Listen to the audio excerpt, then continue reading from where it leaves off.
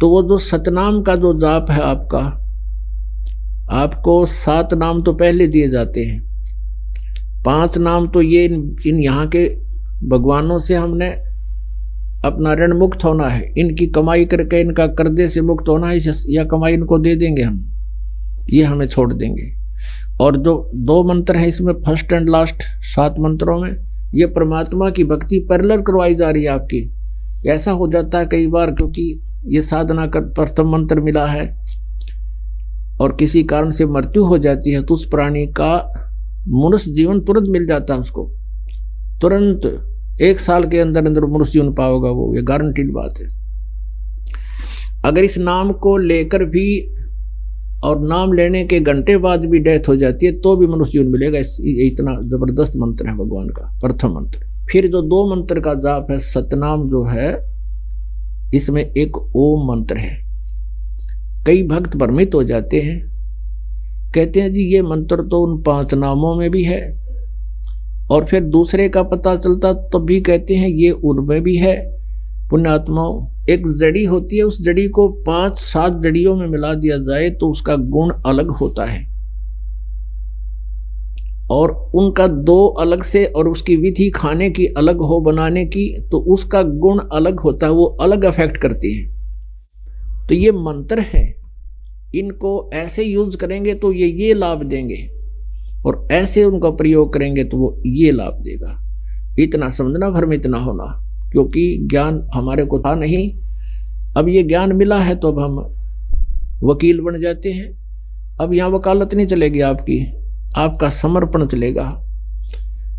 अब काल ने ये काम करना था कि पहले इन भ्रमित गुरुओं के पास भेज दिए तुम, और वहां आप श्रद्धा से बैठे रहे, कोई ऑब्जेक्शन नहीं था, उसने जो ज्ञान दे दिया वो सिरोधार्य किया।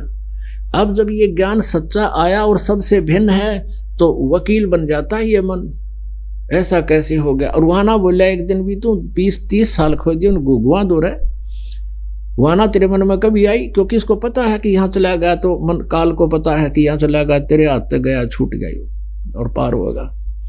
तो यहाँ वकालत करने की आवश्यकता नहीं। ठीक है, नाम लेने से पहले खूब समझो इस ज्ञान को, 100 बार पढ़ो किताब को और ज्ञान सुनो, और फिर उपदेश लो।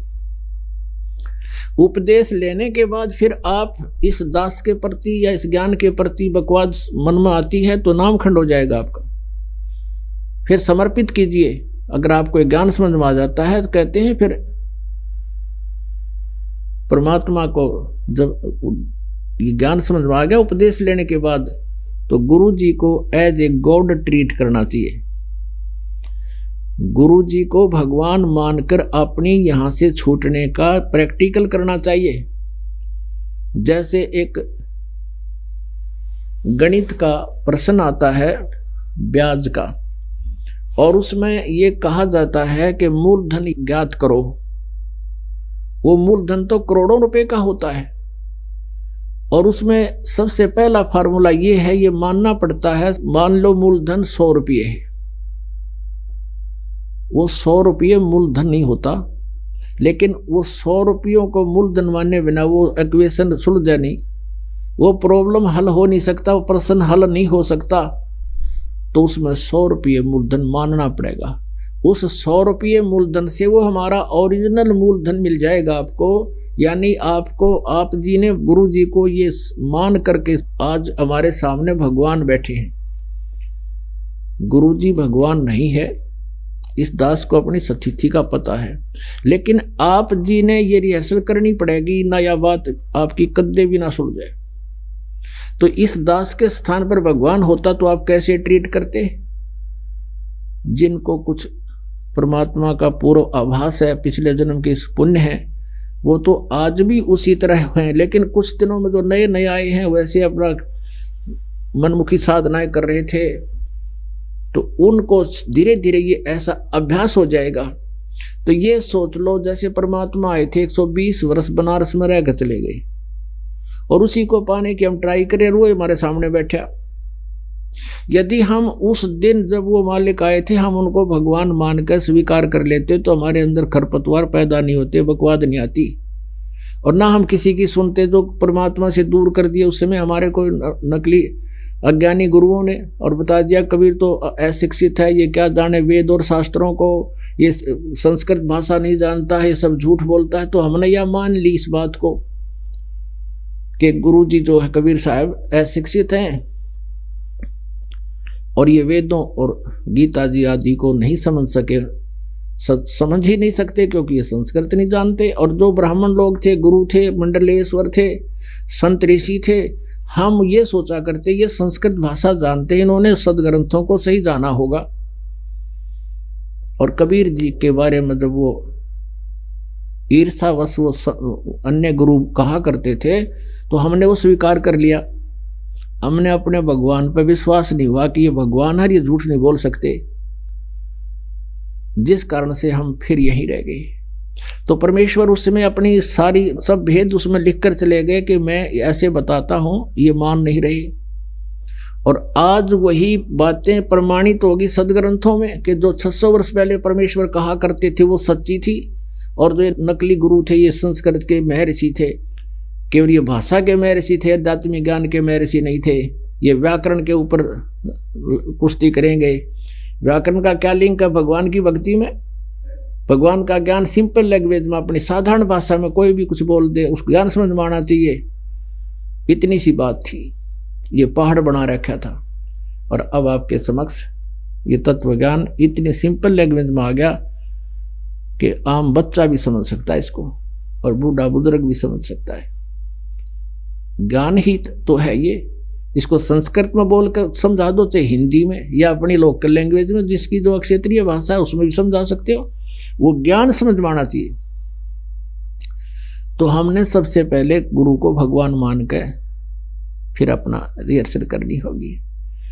तो गुरु जी के बारे में हमने कैसे रहना चाहिए, गुरु के सामने कपट से बात नहीं करें, गलती हो जाए तुरंत बता दे ताकि उसको ऊपर काल अटैक ना कर सके। तो उसको दोबारा तुरंत नाम दिया जाएगा, उसका नाम सुचारू होगा, भगवान से जुड़ जाएगा। नहीं तो कभी भी काल अटैक कर सकता है। जो शराब पीते हैं, बीड़ी पीते हैं, आन उपासना कर लेते हैं, मांस खा लेते हैं या कोई अन्य जो मर्यादा है तोड़ देते हैं और वो फिर बताते नहीं, दोबारा उसको शुद्ध नाम को कराते नहीं, उन पे कभी भी काल अटैक कर सकता है।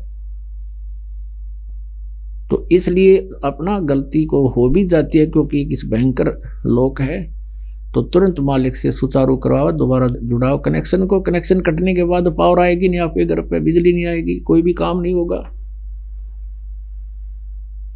तो गुरु जी के पास आकर ऐसे भाव से रहे।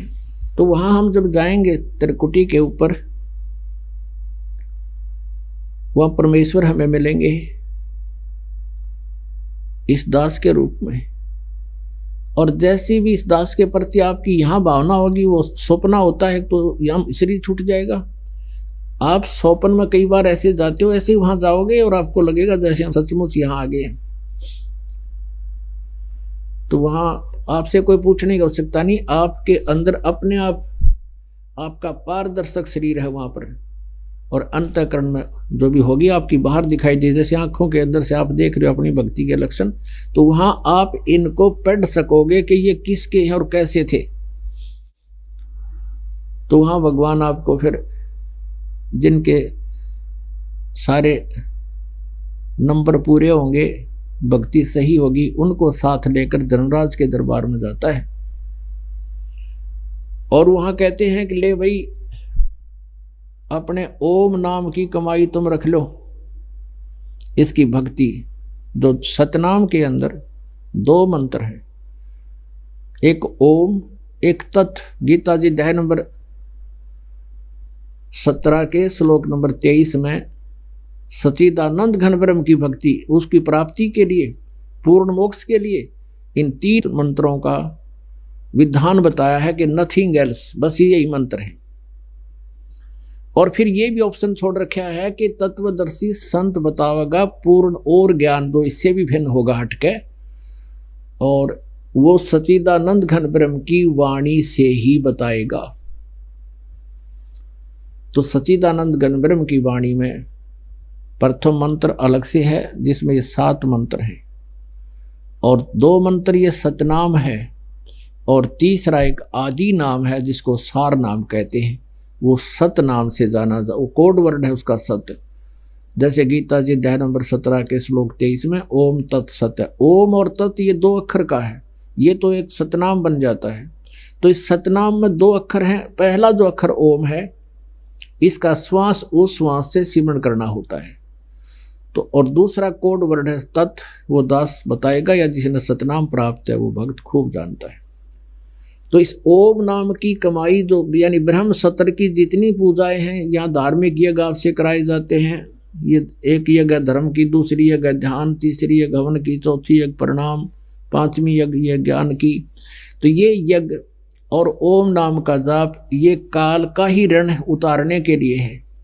तो वहाँ हम इसको दे देंगे, छोड़ देंगे, फिर ये हमें यहाँ से बरी करेगा। इसकी व्यवस्था होगी, क्योंकि सामने परमात्मा एक वकील के रूप में खड़े होंगे और कहेंगे इसका हिसाब करो, ये आपका अकाउंट क्लियर हो चुका है।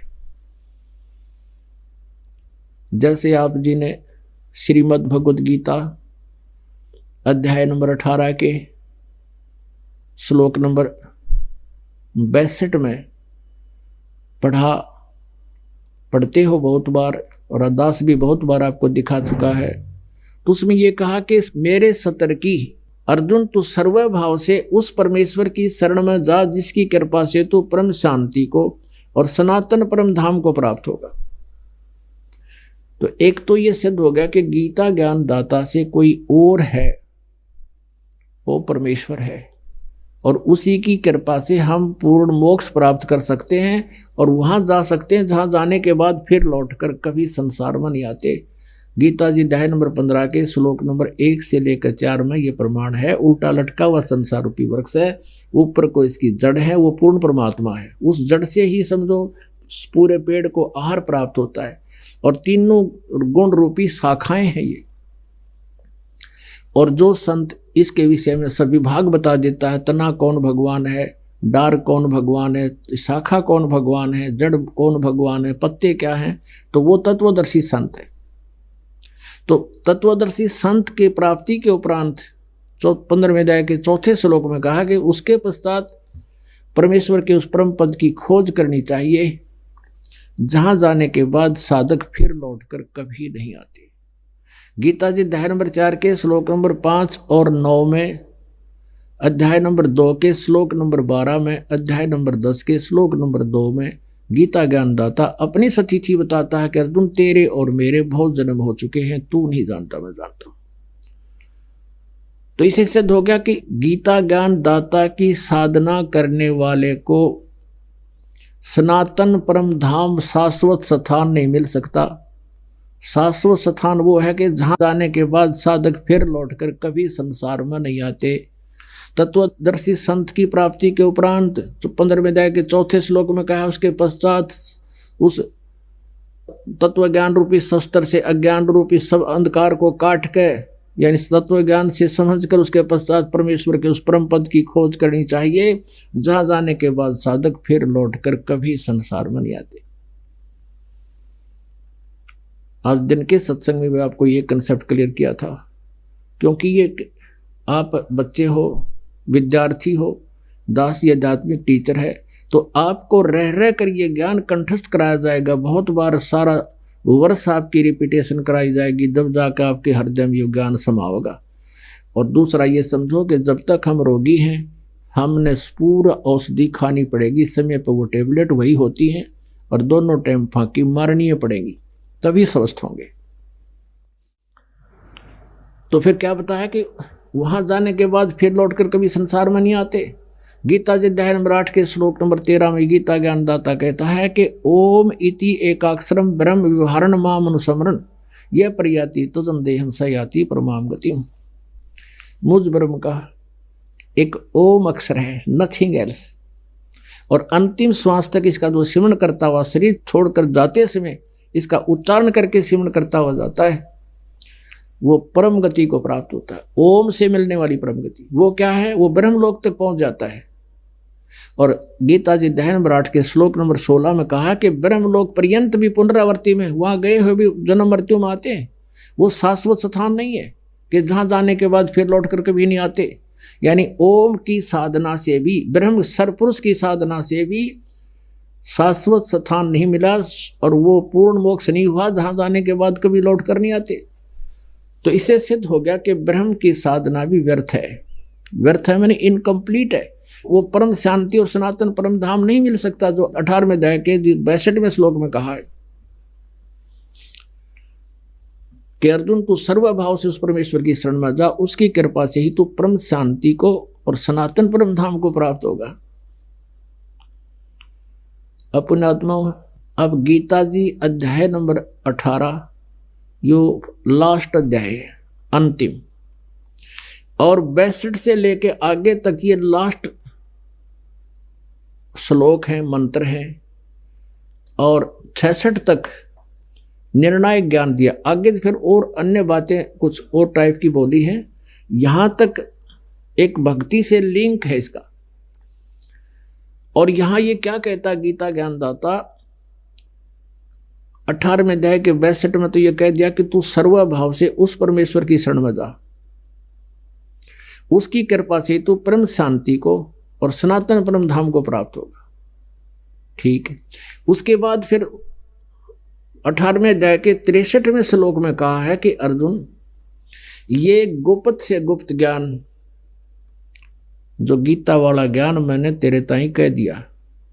अब 8वें अध्याय के 1 श्लोक में अर्जुन ने पूछा कि जो आपने 7वें अध्याय के 29वें श्लोक में जिस तत्परम के बारे में, कि उस तत्परम को जान लेता है जो अध्यात्म ज्ञान से पूरा परिचित हो जाता है, सब कर्मों को जानता है, तो वो व्यक्ति केवल जरा और मन से छूटने का ही प्रयत्न करता है। वो किसी और वस्तु की डिमांड नहीं करता।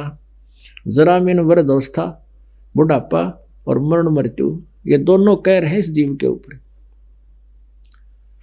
तो 8वें अध्याय के प्रथम श्लोक में अर्जुन ने पूछा कि किम तत्परम, वो तत्परम क्या है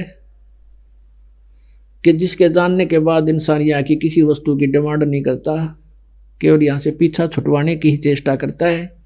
8वें अध्याय के 3 श्लोक में गीता ज्ञानदाता इस सरपुरुष ने उत्तर दिया है कि वो परम अक्षर ब्रह्म है। परम अक्षर ब्रह्म कहो, परम अक्षर पुरुष कहो। गीता जी अध्याय नंबर 15 के श्लोक नंबर 16 और 17 में 3 पुरुष बताए हैं। 3 ब्रह्म कहो, 3 पुरुष कहो, 3 प्रभु कहो।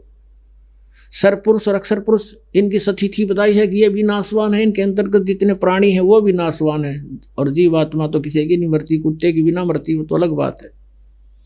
फिर 17वें श्लोक में 15वें अध्याय में कहा कि उत्तम पुरुष है तो अन्य परमात्मा उदारते, ये लोग तरमावी से भी बढ़ती अब ईश्वर है। वो उत्तम पुरुष श्रेष्ठ परमात्मा तो इन दोनों से, सर पुरुष और अक्षर पुरुष 16वें श्लोक वालों से कोई अन्य है, और वही तीनों लोकों में प्रवेश करके सबका धारण पोषण करता है। वो अविनाशी परमात्मा है। तो परम अक्षर ब्रह्म जो है वो है वो परमात्मा जिसकी शरण में जाने से प्राणी फिर कभी लौटकर संसार में नहीं आता। उसको सनातन परम धाम शाश्वत स्थान प्राप्त होता है, वो सचखंड प्राप्त होता है, सतलोक प्राप्त होता है। अपनी साधना वो बता रहा है 8वें अध्याय के 13वें श्लोक में, मेरा वो नाम है नथिंग एल्स, गीता ज्ञानदाता कहता। और गीता जी अध्याय नंबर 8 के श्लोक नंबर 5 और 7 में कहता, मेरे में मन वाला हो मेरा भगत बन, और मेरी भक्ति कर, युद्ध भी कर, और मुझे मेरा सिमरण भी कर, मुझे प्राप्त होगा। ओम नाम से कहाँ जाएगा? ब्रह्मलोक में। ब्रह्मलोक के जाने के बाद फिर पुनर्वृत्ति 8वें अध्याय के 16वें श्लोक में। फिर तुरंत 8वें अध्याय के 8, 9, 10 श्लोक में फिर कहा है कि उस परम अक्षर ब्रह्म की साधना जो करता है, और वो साधक उसी को प्राप्त होता है। अब पुण्यात्मा 18वें अध्याय का 62वें श्लोक में आपको बता दिया कि वो कहता है कि सर्वभाव से उसकी शरण में जा। गीता ज्ञानदाता कहता है उस परम अक्षर ब्रह्म की शरण में जा, और उसकी कृपा से तू वो स्थान प्राप्त कर सकता है जहां जाकर फिर लौट कर वापस नहीं आते। अब 18वें अध्याय के 63वें श्लोक में कहा कि अर्जुन, ये गुप्त से गुप्त ज्ञान तेरे तो बता दिया मैंने, अब जैसे तेरा मन माने न्यू कर ले। मेरी शरण में रहना है तो युद्ध कर, हथियार ठाना पड़ेगा, यहां शांति नाम की चीज नहीं। और जो भोली आत्मा ओम शांति कहते हैं उन्हें कहेंगे ना विराम, तो सर्प की पूछ पकड़ रहे हैं। ओमकार शांति का काम के। ओम तनु ओ तनु का है, मेरी भक्ति करेगा तो लठ बजाना पड़ेगा, युद्ध कर। और तने शांति चाहिए तो वहां जाओ परम अक्षर ब्रह्म की शरण में। अब 18वें अध्याय के यहाँ बिल्कुल निर्णायक श्लोक आ गए, ये 62 से लेकर 66 तक। अब 63 में कह दिया कि मैंने जो तेरे ती बताना था दिया, बता, अब तो फैसला कर ले, तने मेरी शरण माना है तो युद्ध कर और ये ओम नाम का जाप कर। जन्म मृत्यु तेरी भी रहेगी, मेरी भी रहेगी। और तूने उसकी शरण में जाना है तो तत्वदर्शी संतों की खोज कर। मैं उसके बारे में कंप्लीट ज्ञान नहीं जानता, चौथे अध्याय के 34वें श्लोक में। और वो तत्वदर्शी संत तुझे बताएंगे उस परमेश्वर के बारे में। वो बताएंगे complete way of worship of उस कंप्लीट गॉड, उस पूर्ण परमात्मा की परम साधना, सच साधना, वही बताएंगे, पूरी साधना।